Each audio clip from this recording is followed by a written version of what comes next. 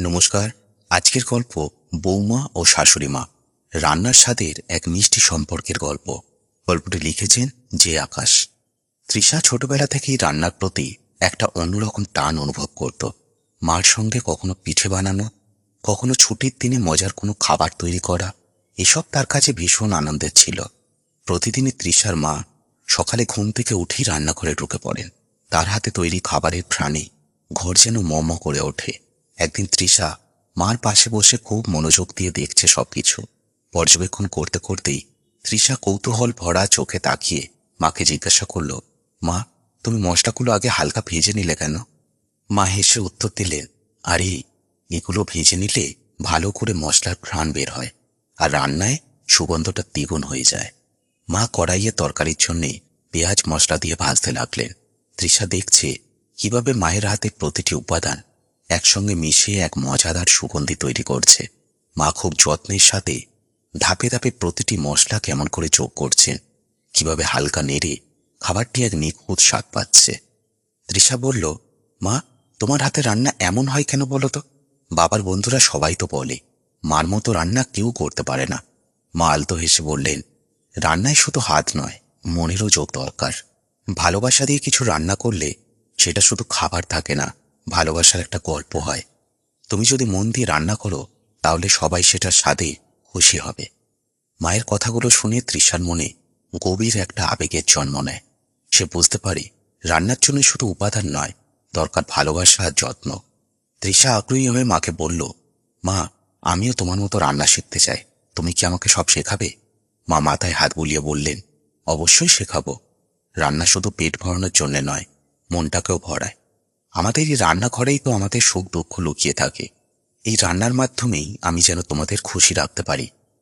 তবে ঠিকমতো রান্নার তালিম নেওয়ার সময় হয়নি তৃষার, কারণ তার পড়াশোনাতেও মনোযোগ ছিল অত্যন্ত। এই নিয়ে মা কখনো রান্না শেখার জন্য চাপ দেননি, বরং তৃষার মা অনেক সময় বলতেন, আগে পড়াশোনায় ভালো করো, রান্না তো সারা জীবন শিখতে পারবে। বিশ্ববিদ্যালয়ের পড়াশোনা শেষ করে তৃষা সবে চাকরিতে ঢুকেছে। এমন সময় তার বিয়ে ঠিক হয়। সে নতুন পরিবার আর নতুন পরিবেশ নিয়ে একটু চিন্তিত ছিল। তার শাশুড়ি মীরা দেবীর নাম শুনেছে সে, একজন আদর্শ বাঙালি গৃহিণী, যার রান্নার খ্যাতি সবার মুখে মুখে। বিশেষ করে মিষ্টান্ন বানানোর ক্ষেত্রে মীরা দেবীর চুরি মেলা ভার। বিয়ের আগে একদিন তৃষার মা বললেন, শোন মা, তোর শাশুড়ি কিন্তু রান্নার ব্যাপারে খুব পারদর্শী, তুই দেখবি অনেক কিছু শিখতে পারবি। নতুন জায়গা তো, একটু ধৈর্য ধরে সব সামলে নিতে হবে। তৃষা মৃদু হেসে বলল, ঠিকই বলেছ মা, তবে জানো তো, আমি রান্নায় তো পারদর্শী নই। যদি শাশুড়ি মায়ের চোখে ভুল করি তাহলে কি হবে সেই নিয়েই চিন্তা হচ্ছে।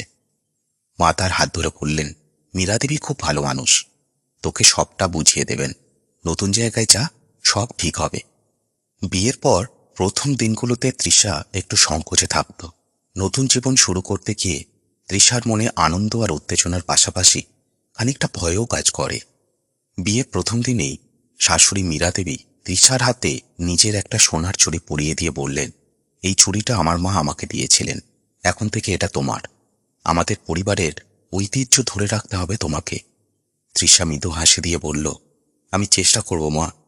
তৃষা মীরা দেবীর কথাগুলোকে মনে করে নিজেকে দায়িত্বশীল করে তোলার সংকল্প নেয়। বিয়ের পর তৃষার প্রথম কয়েকটি দিন একটু খোলাটেই কাটছিল। নতুন সংসার, নতুন দায়িত্ব, সব মিলিয়ে সে যেন নিজের জন্যে আলাদা করে একটু সময়ও বের করতে পারছিল না। অফিসের কাজ, সংসারের ছোটখাটো বিষয় আর পারিবারিক দায়িত্বের মধ্যে যেন তার নিজেকে হারিয়ে ফেলার মতো অবস্থা। রান্না তার শখ ছিল ঠিকই, কিন্তু এত কাজের মধ্যে সেই শখও তাকে যেন আনন্দ দিচ্ছিল না। মীরাদেবী লক্ষ্য করছিলেন সবই। তিনি জানতেন তৃষার ভেতরে এক অসাধারণ সম্ভাবনা আছে, শুধু সেটা সঠিক সময় সঠিকভাবে বাইরে নিয়ে আসতে হবে।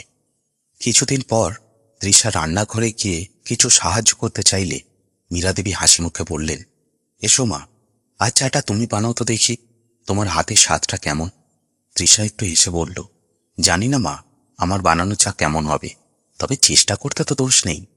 চা বানিয়ে তৃষা যখন শাশুড়ির হাতে কাপটি দিল, তখন মীরাদেবী এক চুমুক দিয়ে বললেন, বাহ, বেশ ভালো হয়েছে।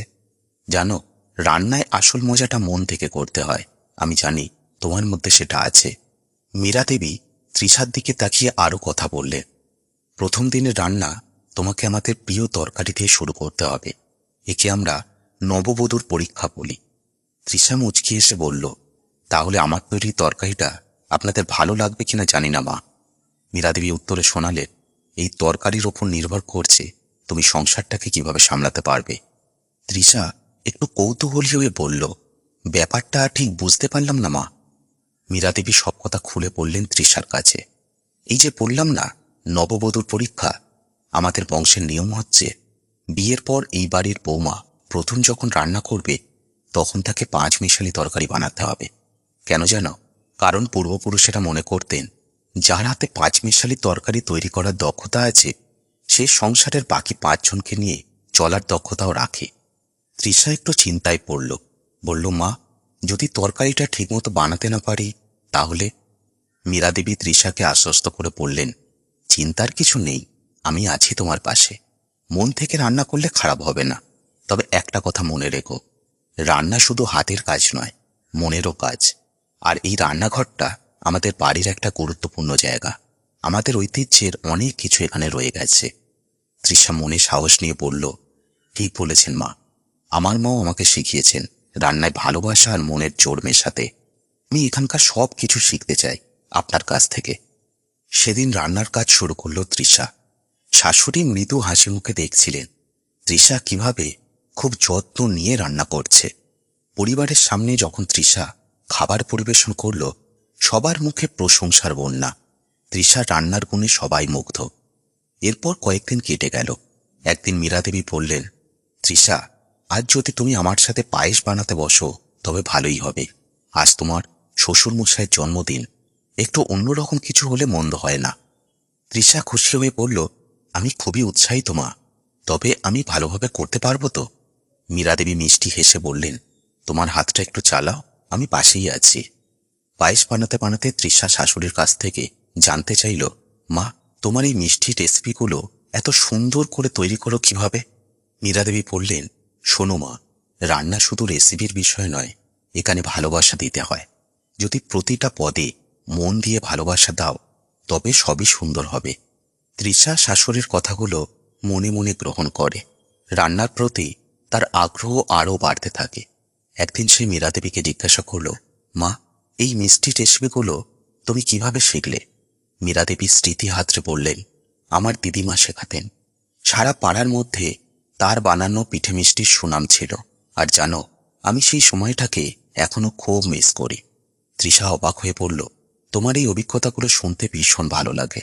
আমি যদি তোমার কাছ থেকে সব শিখে নিই তবে সেই স্বাদ আর স্মৃতিটুকু আমাদের মধ্যেও বেঁচে থাকবে। মীরাদেবী কিছুটা আবেগপ্রবণ হয়ে তৃষার কাঁধে হাত রেখে বললেন, তাই তো চাই মা। রান্না শুধু খাবার নয়, এটা আমাদের সংস্কৃতির একটা অংশ। তোমার মধ্যে সেই আদর আর মায়াটুকু দেখতে পাই, ঠিক যেমনটা আমি ছোটবেলায় আমার দিদিমার মধ্যে দেখতাম। একদিন দুপুরে যখন সবাই খাওয়ার পর বিশ্রামে গেছেন, মীরাদেবী তৃষাকে রান্নাঘরে ডেকে নিলেন। তৃষা একটু অবাক হয়ে বলল, মা, কিছু কাজ আছে কি? মীরাদেবী মুচকি হেসে বললেন, কাজ তো আছে, তবে সেটা অন্য রকম। তোমাকে আজ থেকে রান্নার আনন্দটাই দিতে চাই। তুমি তো রান্না ভালোবাসো, আমি জানি। চলো, আজ থেকে দুজন মিলে রান্নাঘরে ঢুকবো। আমি তোমায় নতুন কিছু শেখাবো আর তুমিও আমার কাছ থেকে কিছু নতুন শিখবে। তৃষা কিছুটা অবাক হয়ে বলল, আমাকে শেখাবেন? মা, আমি তো কিছুই জানি না আপনার মতো, এত ভালো তো বানাতে পারবো না। মীরাদেবী স্নেহের সুরে বললেন, তোমাকে জানতে হবে না, তোমার ভালো লাগাটাই আসল। রান্না শেখার আনন্দ আর কাজের মধ্যে ডুবে যাওয়ার স্বাদটা অনুভব করো। যখন মন থেকে কিছু করো তখন সেটা সবসময় ভালোই হয়। এর পরের দিনগুলোতে মীরাদেবী ও তৃষা মিলে রান্নাঘরে নতুন নতুন পদ রান্না করতে লাগলেন। মীরাদেবী প্রতিটি রেসিপি যত্ন করে শেখাতেন। একদিন তৃষাকে মিষ্টি বানানোর টেকনিক দেখাতে গিয়ে বললেন, তৃষা, মিষ্টি বানানো হলো ধৈর্যের খেলা। শুধু উপকরণ ঠিক হলেই চলবে না, গরমের মাত্রা, নাড়ার ছন্দ সবটাতেই মনোযোগ রাখতে হবে। তৃষা মন দিয়ে শুনছিল আর মাঝে মাঝে নিজেও নতুন কিছু যোগ করার কথা ভাবত। সে বলল, মা, আমি যদি এতে একটু এলাচ আর দারচিনি যোগ করি তাহলে কেমন হবে?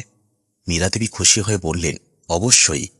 রান্নায় নতুন কিছু যোগ করার সাহসটাই তো তোমার সাফল্যের মূল। কখনো যদি নিজের মতো কিছু যোগ করতে মন চায়, করো। এভাবেই তোমার নিজের একটা স্বাদ তৈরি হবে। প্রতিদিন নতুন নতুন কিছু শেখার মধ্যে তৃষা যেন তার নিজের পুরনো শখ আর আনন্দটা আবার খুঁজে পেল। রান্না করতে করতে তার মনে হচ্ছিল সে যেন নতুন কিছু আবিষ্কার করছে। মীরা দেবী একদিন তৃষাকে বললেন, তৃষা, তোমার মধ্যে যে প্রতিভা আছে সেটা শুধু পরিবারের জন্যই নয়, আরো বড় কিছু করার ক্ষমতা রাখে। আমার মনে হয় তুমি চাইলে একদিন এই রান্নার জগতে বড় কিছু করতে পারবে। এই প্রস্তাবে তৃষার মন ভরে উঠল। তৃষা মৃদু হেসে বলল, আপনি সত্যি মনে করেন মা? মীরা দেবী তৃষার হাতে হাত রেখে বললেন, হ্যাঁ মা, রান্নার প্রতি তোমার ভালোবাসা আর নিষ্ঠা আমাকে এই বিশ্বাস দেয়। শুধু মন দিয়ে কাজ করে যাও, সাফল্য তোমার কাছে নিজেই আসবে।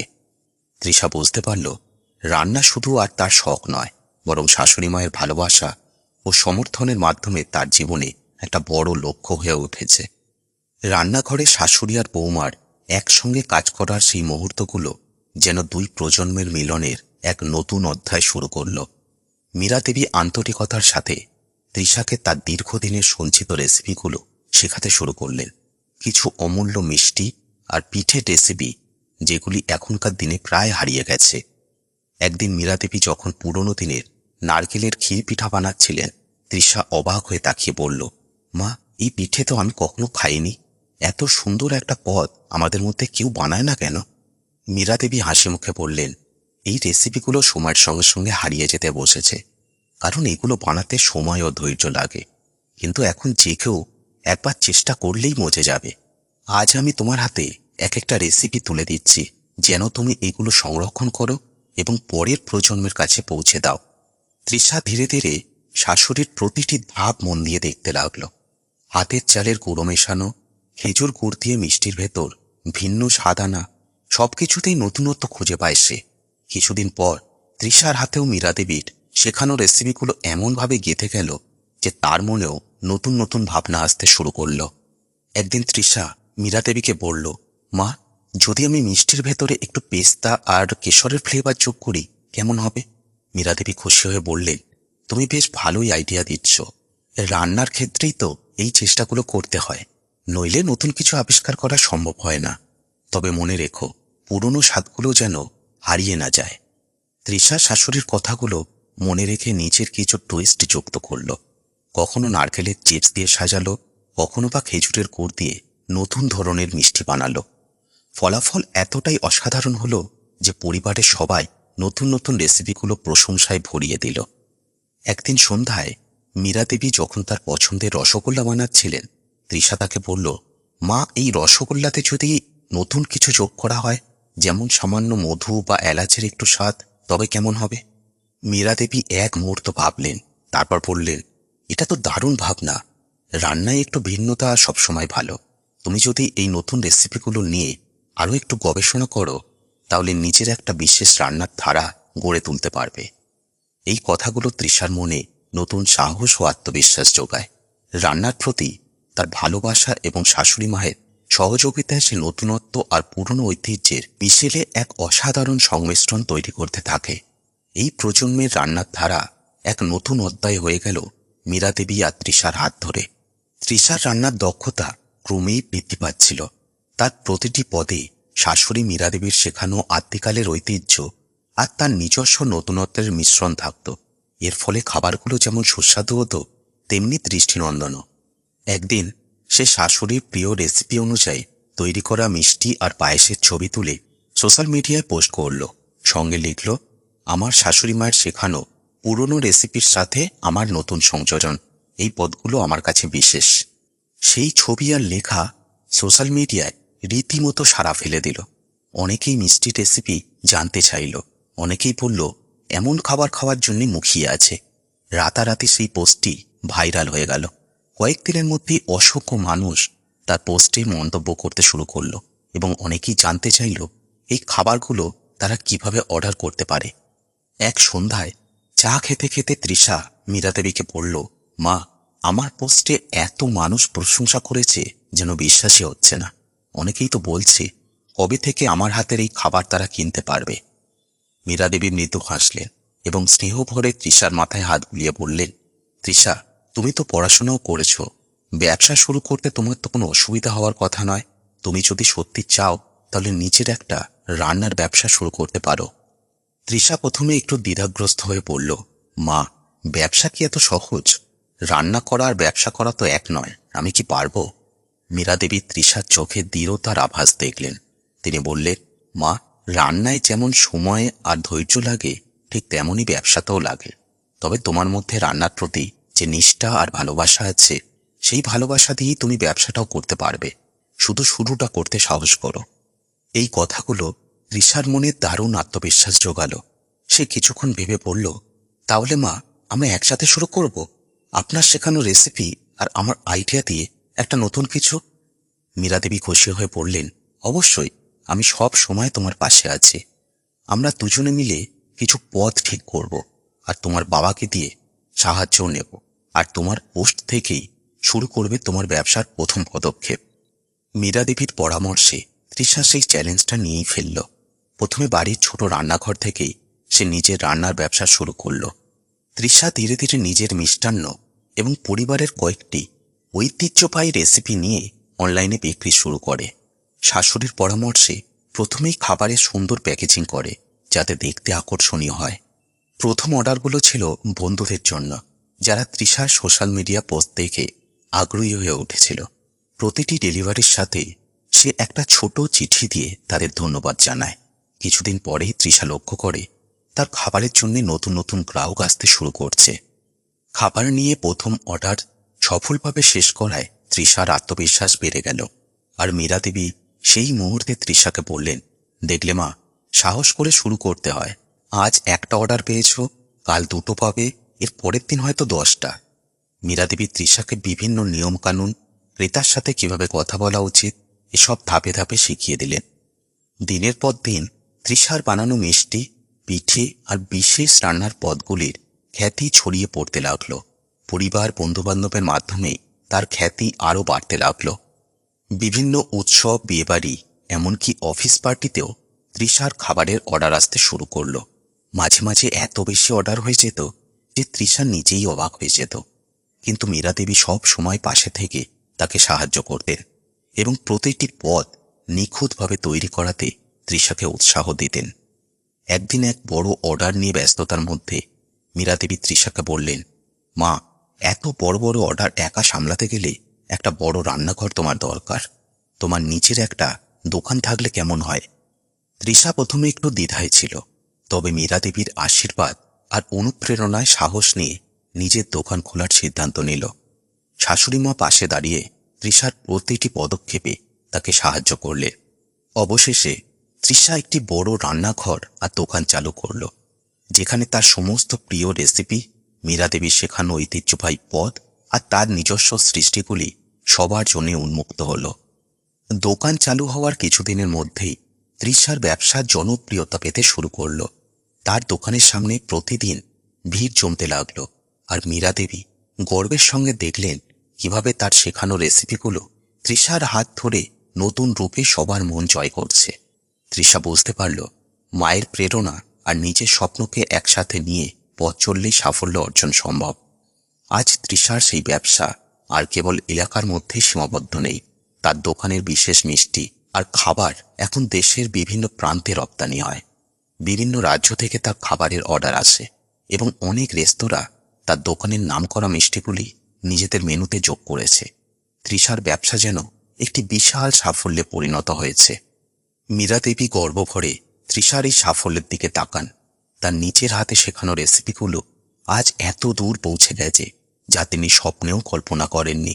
তিনি হাসি মুখে তৃষাকে বললেন, তোমার এই সাফল্যের গল্প যেন তোমার জীবনকে নতুন রূপ দিল মা। তোমার মধ্যে দিয়ে আমাদের রান্নার ঐতিহ্য আজ অনেক দূর পৌঁছেছে। তৃষা তার শাশুড়ির দিকে কৃতজ্ঞতার চোখে তাকিয়ে বলল, মা, এই পথ আপনি না দেখালে হয়তো আমি কোনো দিনও এটা ভাবতে পারতাম না। আমার এই সাফল্যের পেছনে আপনার আশীর্বাদ আর ভালোবাসা ছাড়া কিছুই ছিল না। শাশুড়ি বৌমা সম্পর্কের এই মায়া আর ভালোবাসার বন্ধন ছিল তাদের সাফল্যের মূল মন্ত্র।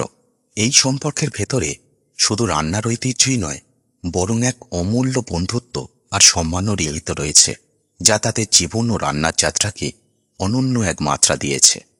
তো এই ছিল আজকের গল্প। গল্পটি কেমন লাগলো আপনারা কমেন্টে জানাবেন, এবং এরকম গল্প আরো পেতে চাইলে চ্যানেলটিকে সাবস্ক্রাইব করে পাশে থাকবেন। দেখা হচ্ছে আবার পরের গল্পে। ধন্যবাদ।